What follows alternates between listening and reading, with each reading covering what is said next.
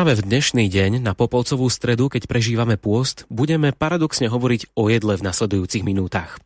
Mnohí ste si možno dali dnes predsavzatie, že okrem cirkevného predpísaného pôstu budete dnes len o chlebe a o vode. A s tým chlebom to koniec koncov nie je vôbec až také zlé. Viac povie lekár Marián Faktor v dnešnej rubrike Minútky o zdraví.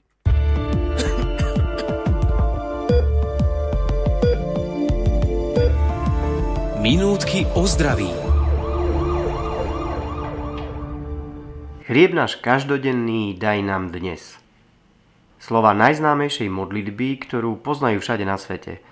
Ako je Otče náš základnou modlitbou kresťanov po celom svete, tak aj chlieb je už tisícky rokov základnou potravinou ľudstva a nepozná regionálne ani kultúrne hranice. V rôznych kultúrach je chlieb vnímaný ako symbol mieru, pohostinnosti, práce. V starom Egypte ho dokonca používali ako menovú jednotku. Aj u nás má chlieb nezastupiteľné miesto. Svedčí o tom okrem iného množstvo prísloví, ľudových múdrostí a tradícií, ktoré sa k nemu viažu. Povedzme si, prečo je chlieb v našom živote taký dôležitý. Obsahuje množstvo látok, ktoré potrebujeme k životu. Je zdrojom sacharidov a škrobu, ktoré dodávajú organizmu potrebnú energiu.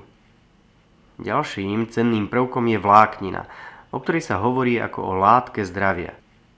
Sťahuje a pohlcuje totiž škodlivé látky a odvádza ich z tela von. Zároveň podporuje pohyby čriev a ovplyvňuje správne funkcie tráviaceho systému.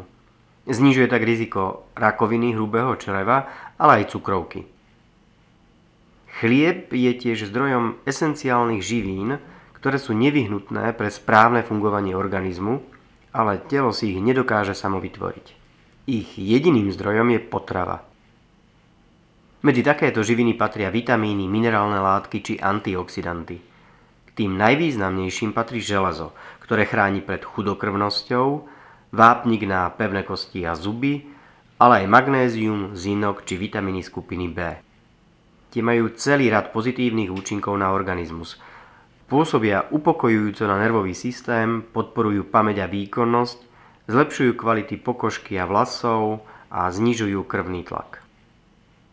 Antioxidanty sú známe svojimi protirakovinovými vlastnosťami. Treba však vedieť, že všetky tieto vlastnosti sa týkajú najmä celozrnného chleba. Až 2/3 všetkých užitočných látok v chlebe pochádzajú totiž z obalov obilných zrn a tie sa do bieleho chleba nedostanú. Preto má biely chlieb úplne iné vlastnosti. Spája sa so zvyšovaním telesnej hmotnosti či negatívnym vplyvom na hladinu cukru v krvi. Preto je nevhodný pre diabetikov, ale aj pre každého, kto sa snaží zachovať si štihlú líniu alebo chce žiť zdravo. S tým súvisí aj aktuálny módny trend odmietania chleba ako takého. Výhrady voči bielemu chlebu by sa však nemali prenášať na celozrnný chlieb. Ten by naopak mal zostať základom zdravej výživy každého z nás aj dnes. Tak, ako bol základom stravy aj v biblických časoch. A to aj v období pôstu, ktorý sa pre nás začal práve dnes, na Popolcovú stredu. A opäť sa na záver odvolám na slova z Biblie, ktoré nám hovoria, že lepší je kúsok suchého chleba v pokoji, ako dom plný obetných hostín so zvadou.